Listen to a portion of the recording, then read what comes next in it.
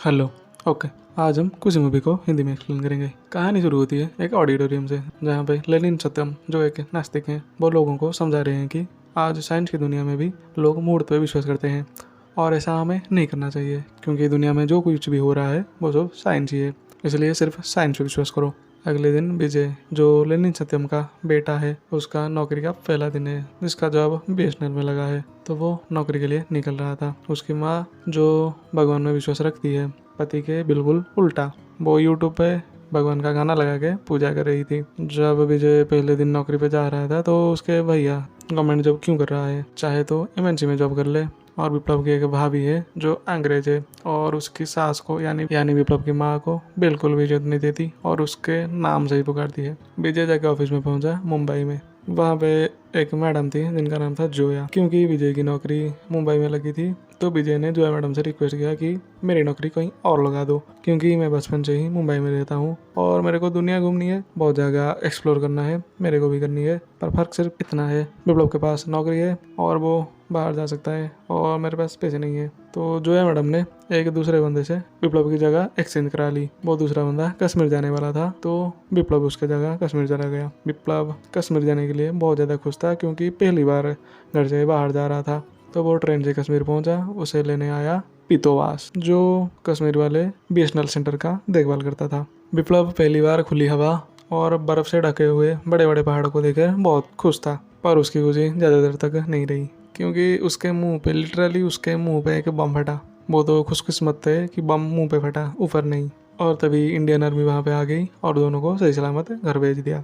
ये दोनों ऑफिस कम घर में आके सो तो गए, पर अगले दिन जब विजय उठा और उसको जब टॉयलेट लगी, तो टॉयलेट जाने लायक नहीं था। वो ये बात जब आके पितोवास को बताया, तो पितोवास ने बोला कोई रास्ता नहीं, हमें अब पहाड़ी पे जाना पड़ेगा। पहाड़ी पे हल्का होके आ तो गए, पर उन्हें भूख लगी थी, क्योंकि पिछले दिन ही बम ब्लास्ट हुआ था, तो सारे दुकान बंद थे। तो पितोवास ने बताया चलो घर में मांग के खाते हैं। तो वो दोनों अलग अलग तरफ चले गए और घर में मांगने लगे। विजय जितने घरों में खाना मांगने गया, उसको सिर्फ सेब भी मिले। तो वो परेशान हो चुका था, तो उसने जोया मैडम को फ़ोन लगाया, जाके बोला मेरे ट्रांसफ़र और कहीं पे कर दो, क्योंकि यहाँ पे मैं रह नहीं सकता। मैं सोच के क्या आया था, यहाँ पे सिर्फ सेब है और बम है। जोया मैडम उसकी बात नहीं सुनी, क्योंकि 2 दिन ही तो हुए थे पोस्टिंग हुए, इतनी जल्दी कोई ट्रांसफ़र कैसे ले सकता है। मूड को ठीक करने के लिए पितोवास और विप्लव चले गए लेक में बोटिंग करने के लिए। बोटिंग तो नहीं कर सकते, वो छोटा सा नाव था। लेक में घूमते घूमते विप्लव को दिखी आराध्या, जो बहुत ज़्यादा क्यूट थी, और विप्लव के लिए तो वो स्वर्ग से आई हुई परी ही थी।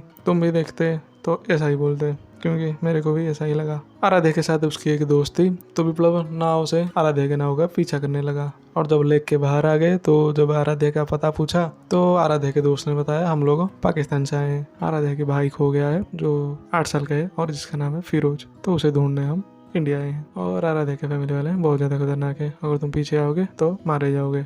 ये बात विप्लव और पितोवास ने मान लिया और घर चले गए। पर ये दोनों तो हिंदुस्तान से थे और पुणे से थे। अगले दिन बहुत से झूठ बोल के ये दोनों गए थे कश्मीर के एक मंदिर में, वो भी बुर्खा पहन के। तो रास्ते में एक बंदे को पूछा कि ये मंदिर कहाँ पे आएगा, तो ये बंदा निकला आईएसआई एजेंट। तो वो जाके अपने ग्रुप वालों को बता दिया कि ये बुर्खा पहने लोग मेरे को मंदिर का एड्रेस पूछ रहे हैं, शायद ये रॉ से हैं। तभी वहाँ पर आ गया विप्लव। आराध्या को देख के उसके दिल में लड्डू फूट गया। जब पूछा आराध्या से कहाँ आई हो, तो उसने बताया मैं अपने भाई फिरोज को ढूंढने आई हूँ। तो विप्लव बिना कुछ सोचे भरी बाजार में फिरोज को बुलाने लग गया। फिरोज तो नहीं मिला, पर गुंडे इन चारों के पीछे पड़ गए। ये लोग गुंडों से पहले पैदल भागे, फिर बाइक से।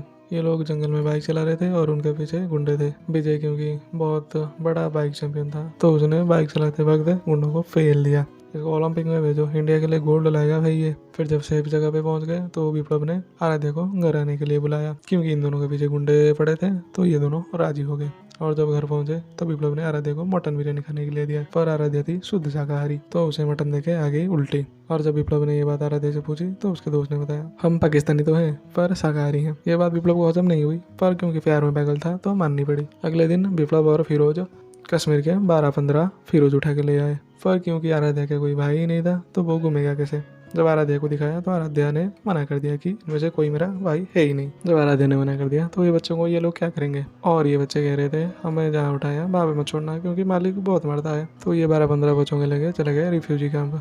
वहाँ पे माँ बेटे का मिलाप देखे विप्लव का मन और भी बिगड़ गया। तो विप्लव ने डिसाइड कर लिया कि आराध्या को उसके भाई से मिला के ही रहेगा। अगले दिन फिर से ढूंढने लगे, बहुत ढूंढा क्योंकि आराध्या का कोई भाई ही नहीं था तो कहाँ से मिलता। तो ये बात देखे आराध्या के मन में विप्लव के लिए कुछ फीलिंग्स आने लगी। उस दिन रात को आराध्या विप्लव को बताने के लिए तो गई थी, पर कुछ कारणों की वजह से वो उसको बता नहीं पाई। अगले दिन जब विप्लव और विधोबा से 2 किलोमीटर दूर आराध्या के लिए कश्मीरी कावा लेने गए थे, तब आराध्या और उसके दोस्त वहां से चले गए क्योंकि उन दोनों का बॉस उनको लेने आ गया था। और जाते जाते मिरर पे लिख के चले गए, फिरोज हमको मिल चुका और हम निकल रहे हैं। तो विप्लव था प्यार में पागल, तो वो उसके लिए पाकिस्तान भी जाने के लिए तैयार था। तो ये दोनों निकल गए रेलवे स्टेशन की तरफ। पाकिस्तान जाने वाली ट्रेन में ढूंढा पर आराध्या नहीं मिली। तभी विप्लव को देखी आराध्या दूसरे ट्रेन में, जो ट्रेन जा रही थी हैदराबाद। बात करने पे पता चला आराध्या तो पाकिस्तान की है ही नहीं, वो तो पुणे की है और बेटी है एक महान पंडित जी की, जिससे विप्लव के पापा के बिल्कुल नहीं बनती।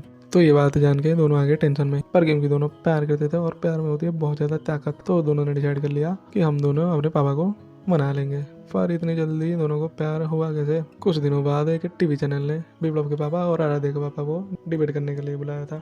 इस डिबेट में दोनों में बहुत बुरी बहस हो गई। इन न्यूज चैनल वालों को और कोई काम नहीं है क्या? जब देखो तब डिबेट ही करते रहते हैं। क्योंकि आराध्या अब आ चुकी थी और कश्मीर में रहने के लिए विप्लव के पास कोई मोटिवेशन नहीं था, तो वो भी चाहता था कि ट्रांसफर होकर आ जाए। तो जब ये बात जॉय मैडम को बताई तो जॉय मैडम मान गई और विप्लव का ट्रांसफ़र हो गया मुंबई में। उसके बाद विप्लव ने अपनी माँ को बताया आराध्या के बारे में, क्योंकि माँ बड़ी मुझे परेशान थी तो वो फ़ौरन मान गई। पर जब पता चला पंडित जी की बेटी है, हालांकि उसकी माँ पंडित जी की फ़ैन थी, पर क्योंकि विप्लव के पापा से डरती थी तो विप्लव के माँ ने कहा तेरे पापा से तू ही बात करेगा। अगले दिन विप्लव और उसकी माँ चले गए पंडित जी से मिलने। इतनी जल्दी कौन करता है भाई? पंडित जी से जाके मिले तो आशीर्वाद ही ले लिया।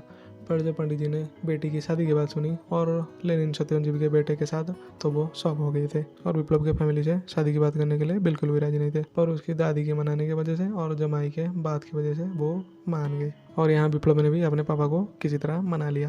पर विप्लव के पापा और आराध्या के पापा दोनों एक दूसरे के घर नहीं जाना चाहते, तो मीटिंग फिक्स हुई मेट्रो में। इन लोगों को पता नहीं है क्या मेट्रो में आजकल क्या क्या हरकतें हो रहे हैं, शायद अनजान होंगे। मीटिंग हुई, विप्लव के पापा शादी के लिए बिल्कुल राजी थे, पर आराध्या के पापा शादी से पहले कुंडली मिलाना चाहते थे, क्योंकि पंडित हैं तो ये तो बनता है। जब पंडित जी ने कुंडली देखी तो उन्हें पता लगा ये दोनों की कुंडली बिल्कुल भी नहीं मिल रही और शादी के बाद बहुत सारा झगड़ा होगा और संतान प्राप्ति में भी बाधा आ सकता है। तो उन्होंने कहा कि विप्लव तुम और तुम्हारे पापा को हवन कराना पड़ेगा, दोनों को एक साथ बैठ के। ये बात सुनकर विप्लव के पापा को आ गया गुस्सा और फिर थोड़ी बहसबाजी करके वो वहां से चल लिए। विप्लव की फैमिली और आराध्या की फैमिली जा चुकी थी, पर ये दोनों परेशान थे, तो ये दोनों ने डिसाइड किया घर छोड़ के चले जाएंगे और शादी कर लेंगे। शादी के लिए इतने उतावले थे कि अगले दिन ही घर छोड़ लिया और रजिस्ट्री मैरिज कर ली। ये खबर भी न्यूज वाले खबर कर रहे हैं। सच में न्यूज वालों के पास कुछ खबर ही नहीं बचा अब। शादी के बाद विप्लव और आराध्या रहने चले गए विप्लव के क्वार्टर में और उनके पड़ोसी थे जया मैडम और उनके पति। क्योंकि नई नई शादी हुई थी तो बहुत दिन बहुत अच्छे से कटे। आराध्या परेशान थी क्योंकि उसके को बच्चा चाहिए था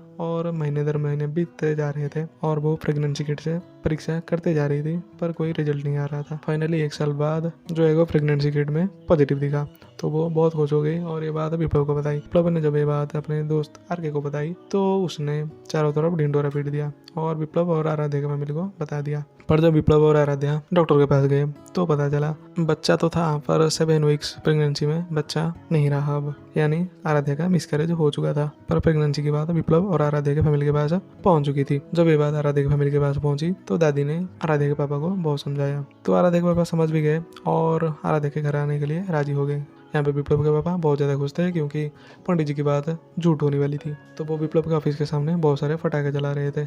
ऐसी किस्मत है दोनों की। जिस दिन आराध्या के पापा और उसके फैमिली घर आए थे तो विप्लव और उसकी फैमिली भी उसके घर जाने के लिए निकल। तो जब आराध्या को फ़ोन किया उनके लिए खाना बनाने के लिए तो पता चला कि आराध्या की फैमिली घर पे आई हुई है। तो विप्लव के पापा बहुत ज़्यादा खुश थे क्योंकि उन्हें पंडित जी का सुनाने का मौका मिल जाएगा। घर पहुंच के विप्लव के पापा आराध्या के पापा को बहुत ज़्यादा सुना रहे थे। आराध्या के पापा को बोल रहे थे, क्यों पंडित जी क्या हुआ? आपने तो कहा था संतान नहीं होगा, कहाँ से आ जाए बच्चा? और भी बहुत कुछ बोल रहे थे।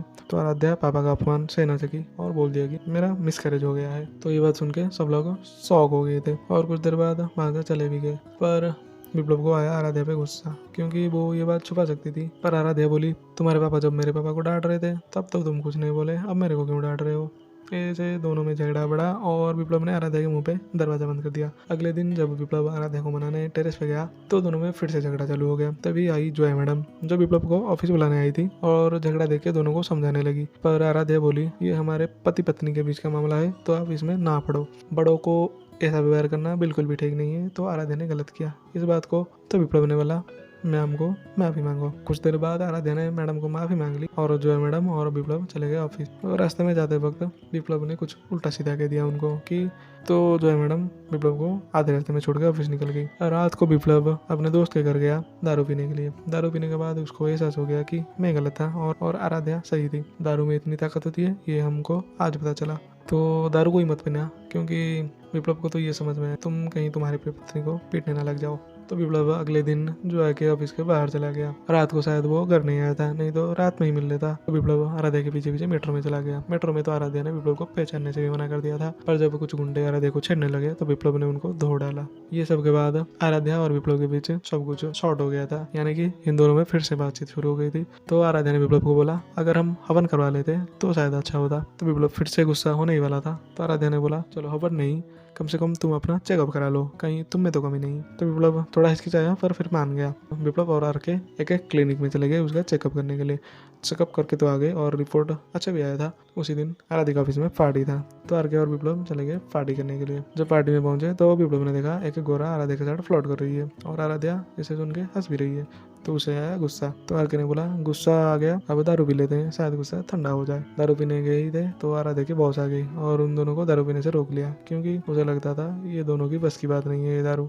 तो ये दोनों बॉस को रेस्ट रूम में लेके पीट दिए। बॉस को पीट के जब रेस्ट रूम से बाहर आए, विप्लव किसी डॉक्टर के पास गया था, ये बात पूरी पार्टी में फैल चुकी है। तो विप्लव को आया और ज्यादा गुस्सा, क्योंकि उसे लग रहा था ये बात आराध्या ने ही फैलाई है। जब घर आए दोनों में फिर से झगड़ा हुआ। अगले दिन जब विप्लव ऑफिस गया तो जो मैडम ने बताया कि मेरी बेटी की बर्थडे है तो हम केरला जा रहे हैं, तो तुम आराध्या को लेके आ जाना। विप्लव घर में जाके आराध्या को बोला ईगो को साइड में रख के चलते हैं मैडम की पार्टी में, क्योंकि उनने हमारी बहुत हेल्प की है। तो ये दोनों केरला तो चले गए, पर जब बोट में बैठे थे दोनों में फिर से झगड़ा हो गया। विप्लव फ्रस्ट्रेट होकर बोला तुम 2 दिन शांति से रह लो, उसके बाद तुम्हारा जो मर्जी वो करना, चाहो तो मेरे साथ आ जाना और चाहो तो तुम्हारे घर चले जाना। जब पार्टी में पहुंचे तब पता चला जॉय मैडम की बेटी दुनिया में नहीं है, ये लोग सिर्फ उसका बर्थडे मनाते हैं। पार्टी के बाद जॉय मैडम और उनके हस्बैंड ये दोनों को बताने लगे कि हमारी बेटी बहुत कम दिनों की मेहमान थी, अब हम दोनों एक दूसरे के बच्चे बन के रहते हैं और हर सुख दुख में एक दूसरे का हाथ पकड़ के खड़े रहते हैं। ये बात विप्लव और आराध्या के मन पे कुछ तो इम्पैक्ट डाला, पर 2 दिनों बाद आराध्या अपने घर चली गई।